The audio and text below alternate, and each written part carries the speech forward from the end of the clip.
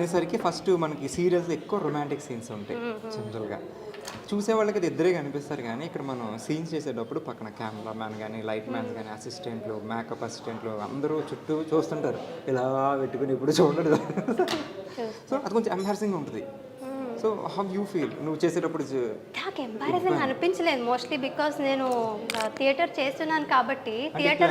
Theatre నాటకాలు చేసినప్పుడు definitely we know that people are watching us.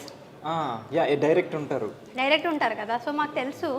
And ఇక్కడ కూడా ఎవరైనా చూస్తే నాకు ఇంకా ఇంకా ఒక స్ట్రెంగ్త్ వస్తుంది అనమాట. ఓకే, నన్ను చూస్తారు ఇప్పుడు, నేను ఇంకా బాగా చేయాలి. Not only for the any kind of acting, అంతా మనం ఎమోషన్సే కాబట్టి. And I really enjoy doing that love scenes. It's pure love, ఒక ఎమోషన్ అది. అండ్ అది జనాలు ఎంజాయ్ చేస్తారు. అది లైక్ ఎంత బాగా యాక్ట్ చేస్తే ఆ అమ్మాయి అంత బాగా ఇన్వాల్వ్ అయ్యి చూస్తారు. నువ్వు ఇక్కడ ఎంత ఇన్వాల్వ్ అయితే వాళ్ళు అక్కడ ఇన్వాల్వ్ అవుతారు కదా. సో మోస్ట్లీ మీకు తెలిసినట్టే like you and me know how it happens. అంటే అక్కడ కెమెరా ఉంటుంది కాబట్టి we're actually not doing emoting anything to the person that we're in front కదా. కెమెరాకి చూపిస్తున్నాం కానీ మనం ఇంటర్నల్ గా యాక్ట్ చేస్తున్నాం.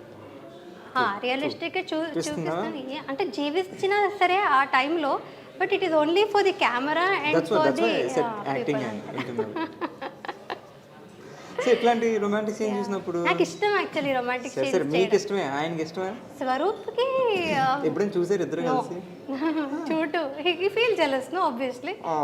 అతనికి తెలియదు కదా నేను జనాలకి ఎమోట్ చేస్తున్నాను, యాక్టింగ్ చేస్తున్నాను. అది మనకు తెలుసు కానీ ఆయనకి తెలియదు. ఎంత సపోర్ట్ చేసినా ఏమన్నా కొంచెం జెలస్ ఉంటుంది కదా మా వైఫ్ అని.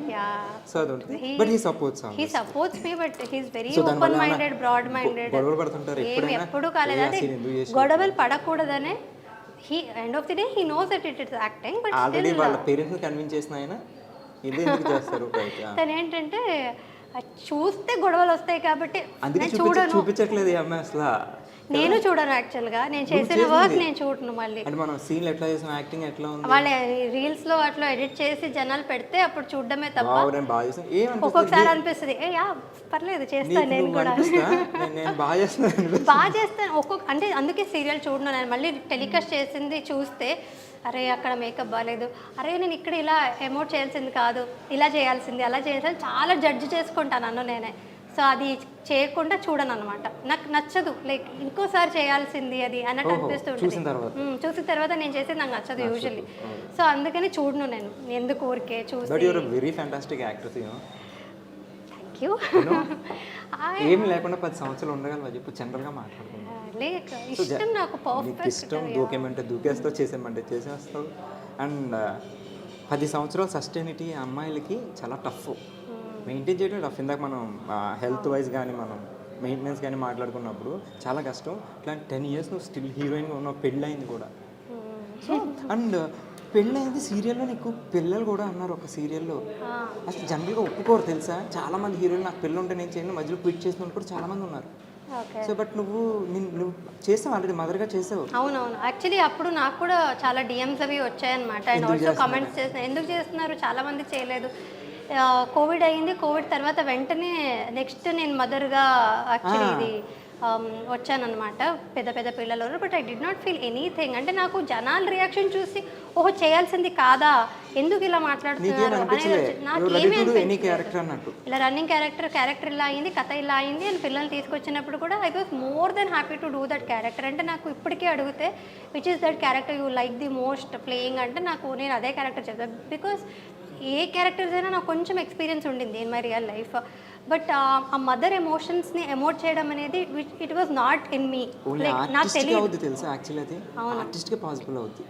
పిల్లలు లేకపోయినా మదర్ కింద ఇక్కడ చేయడం అనేది చాలా కష్టం. మదర్ లవ్ అనేది నేను అక్కడ చూపించాను కదా పిల్లలకి. So that was very special. నీకు స్పెషల్ ఏంటంటే ఐ మీన్ నీకు ప్లస్ ఏంటంటే మీ పేరెంట్స్ లవ్ నువ్వు చూసావు కాబట్టి. చూసాను, బట్ అయినా సరే నేనే ఒక మదర్ కాకుండానే ఆ మదర్ని ఫీల్ పిల్లలకి ఇవ్వడం అనేది దట్ వాజ్ వెరీ నైస్. అంటే ఆ ఫీలింగ్ని అనుభవించడం ఒక యాక్టర్స్కి నువ్వు చెప్పినట్టు ఒక యాక్టర్స్కి మాత్రమే సాధ్యం. సో అది చాలా ప్రతి ఇయర్ ఒక అవార్డు వస్తూనే ఉంది, బట్ ఏది కౌంట్ చేయలేదు. సో అంటే ఇప్పుడు అవార్డు రాగానే నేను తోపు నాకు అవార్డు వచ్చింది అని ఎప్పుడైనా అనిపించిందా? లేదు కృష్ణ, బికాజ్ మేము ఏం చేసామో అదంతా మా క్యారెక్టర్స్ గొప్పతనం అంతే తప్ప మనది ఏముండదు. అంటే ఐ వాజ్ వెరీ లక్కీ, నాకు such kind of శశిరేఖ లాంటి క్యారెక్టర్ వచ్చింది, ఆ తర్వాత కళ్యాణ వైభవ్ లాంటి ప్రాజెక్ట్ వచ్చింది, అండ్ మంగా నిత్య అనే క్యారెక్టర్స్ వచ్చింది. So I was very lucky that I got all that. నాకు ఇష్టమైన క్యారెక్టర్స్ అని నాకు చేయగలిగే అవకాశం దొరికింది కాబట్టి I was lucky. It was nothing in my hand. అంటే జనాలు చూసేది మా క్యారెక్టర్స్ని. ట్రూ 200%. వాళ్ళని మేఘన ఎవరు చూడరు. ఐ మీన్ చూడరు అంటే అల్టిమేట్గా తన మేఘనే, బట్ ద క్యారెక్టర్స్ని వాళ్ళు ఓన్ చేసుకుంటారు కాబట్టి అదొక దేవుడు ఇచ్చిన బ్లెస్సింగ్. కళ్యాణ వైభోగం బుల్లెట్ నడిపేవా? బుల్లెట్ కూడా నడిపింది. అది స్వరూప్ నేర్పించాడు అనమాట తన బుల్లెట్ లో. ఆయన మంచి రొమాంటిక్, మీరు అనుకున్నాం కదా, ఆయన రొమాంటిక్ బైక్ నేర్పించాడు సూపర్ స్వరూప్ గారు. అండ్ ఇప్పుడు ఈ సక్సెస్ అయింది అంతా బాగుంది, కానీ క్రిటిసైజ్ చేసే వాళ్ళు కూడా ఉంటారు తెలుసా, ఆ నెగిటివ్ థింగ్. అలా ఎప్పుడైనా నేను క్రిటిసైజ్ చేయడం కానీ డల్ అయిపోవడం? కొన్ని కమెంట్స్ ఎలా చేస్తారంటే శశిరేఖ చేసినప్పుడు నుంచి అబ్బా అది ఓవర్ యాక్షన్, అబ్బా ఇది డెఫినెట్లీ ఉంటుంది. ఒక 10% ఫ్యాన్స్ ఉన్నట్టే కింద క్రిటిక్స్ కూడా ఉంటారు. వాళ్ళు నచ్చదు, వేరే ఫ్యాన్స్ ఉంటారు, వాళ్ళు మేబీ వాళ్ళు పెట్టొచ్చు. సో అదే తీసుకుంటావు. పాజిటివ్ గా తీసుకోవాలంటే ఓవర్ యాక్షన్ చేస్తున్నా అంటే ఓవర్ యాక్షన్ కనిపిస్తుంది కదా, గుడ్ దట్ నాకు అదే కావాలి. డల్ అయిపోతారు తెలుసా.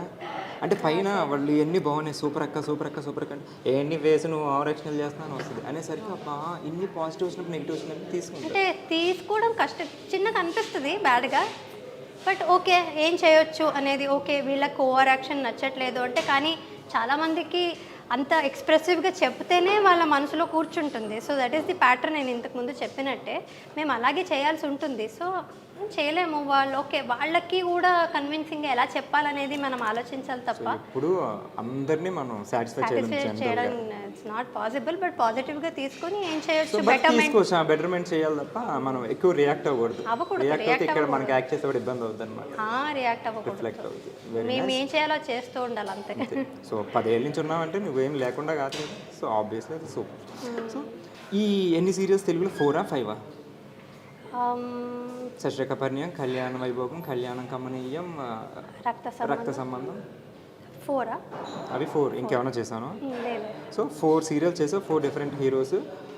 ఎవరు నీ ఫేవరెట్ స్టార్? ఈ నలుగురిలో మోస్ట్ సపోర్టివ్ అండ్ నీకు ఇష్టమైన హీరో? ఒకళ్ళు ప్రతాప్, ఒకడు సన్నీబాబు, ఒకడు వీడు సిద్ధు, ఇంకొకటి మన మధు.